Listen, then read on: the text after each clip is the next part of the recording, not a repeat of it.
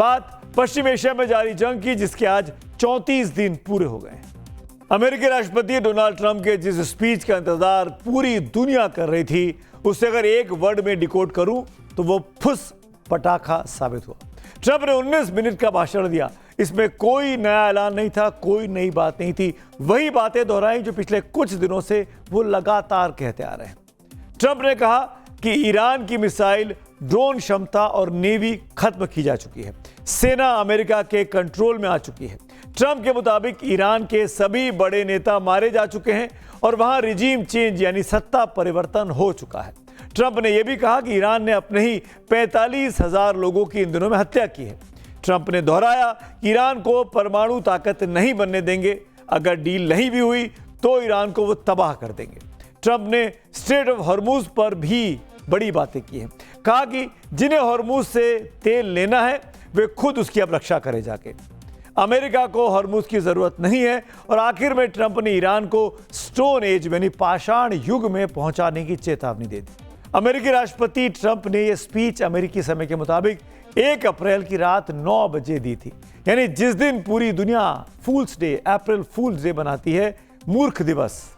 लेकिन white house से आए इस संदेश ने ग्लोबल मार्केट में हाहाकार मचा दिया, क्योंकि ट्रंप तो जो बोल रहे थे वो सबके सामने था।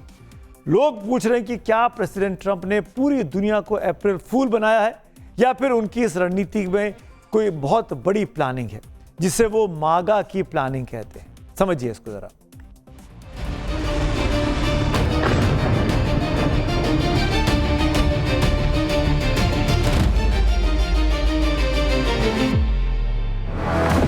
जब मिसाइलें चलती हैं तो क्या ट्रंप की तिजोरियां भी भरती हैं? ईरान के साथ युद्ध के इस माहौल में कौन अमीर हो रहा है और कौन बर्बाद? जैसे ही ट्रंप ने ईरान को तबाह करने की धमकी दी, दुनिया भर के फ्यूचर्स मार्केट धड़ाम से नीचे गिर गए। लेकिन ध्यान से देखिए, जहां एक तरफ आम आदमी की कमर टूट रही है, वहीं डिफेंस कॉन्ट्रैक्टर्स और एनर्जी जायंट्स के चेहरे खिले हुए हैं। क्या ये महज इत्तेफाक है कि जब जब ट्रंप अटैक शब्द का इस्तेमाल करते हैं, बाजार की अस्थिरता उनकी कंपनी के एल्गोरिदम को सूट करती है?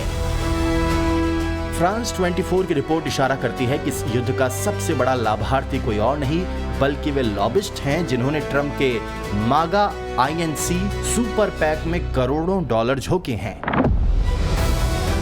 द वॉशिंगटन पोस्ट की रिपोर्ट के मुताबिक 28 फरवरी को शुरू हुए युद्ध के शुरुआती सिर्फ 48 घंटों में पेंटागन ने $5.6 बिलियन यानी करीब 47,000 करोड़ रुपए के हथियार फूंक दिए। लेकिन ये पैसा जा किसकी जेब में रहा है? असली खेल यहीं से शुरू होता है।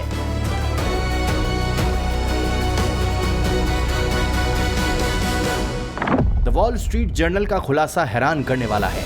ट्रंप के बेटे एरिक और डोनाल्ड ट्रंप जूनियर एक ऐसी ड्रोन कंपनी को बैक कर रहे हैं जो हर महीने 10,000 ड्रोन बनाने का लक्ष्य रख रही है।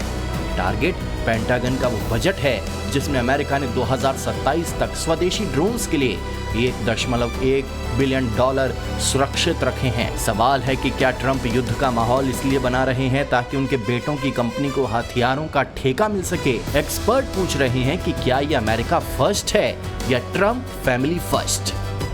मेरे ख्याल से Trump is not a president, Trump is a businessman.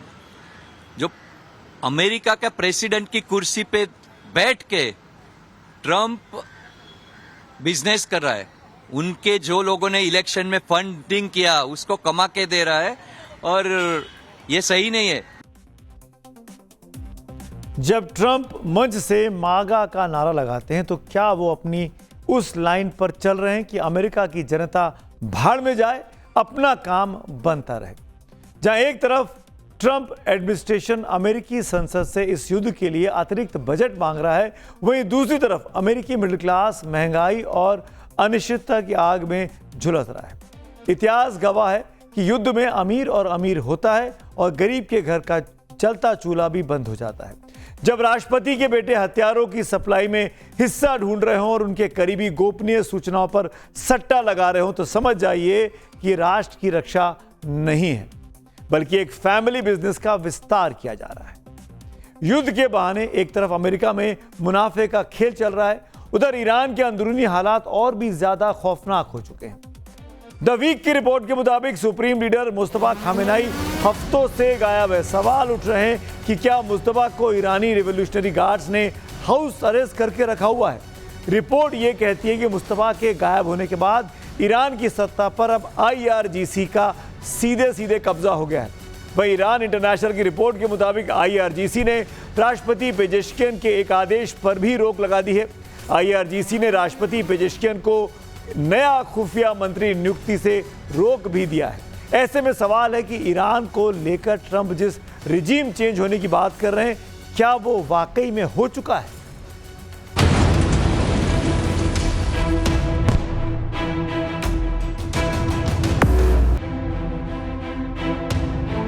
अट्ठाईस फरवरी को अयातुल्ला अली खामेनेई की मौत के बाद उनके बेटे मुज्तबा को ईरान के सुप्रीम लीडर की गद्दी तो मिली, लेकिन अब तक वो दुनिया के सामने नहीं आए।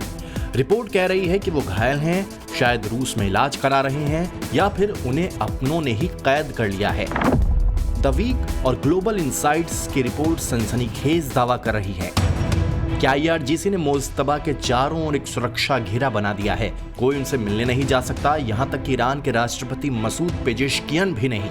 इतना ही नहीं, रिपोर्ट्स कहती हैं कि राष्ट्रपति पेजेश्कियन की हर नियुक्ति को IRGC खारिज कर रही है। सुप्रीम लीडर तक कौन सी जानकारी जाएगी, अब सेना तय कर रही है। मुज्तबा की गैर मौजूदगी का फायदा उठाकर ईरानी जनरल अब ईरान की विदेश नीति और मिसाइलों के बटन पर कुंडली मार कर बैठ गए हैं। क्या ये ईरान का मौन तख्ता पलट है और क्या ट्रंप इसी नए रिजीम की बात कर रहे हैं? सवाल है कि क्या ईरान अब कभी पुराना ईरान नहीं रहेगा? मुस्तफा खामनेई का गायब होना सिर्फ संयोग है या कोई गहरी साजिश? द वीक की ये रिपोर्ट ईरान के उस चेहरे को बेनकाब कर रही है जिसे तेहरान दुनिया से छिपाना चाहता था।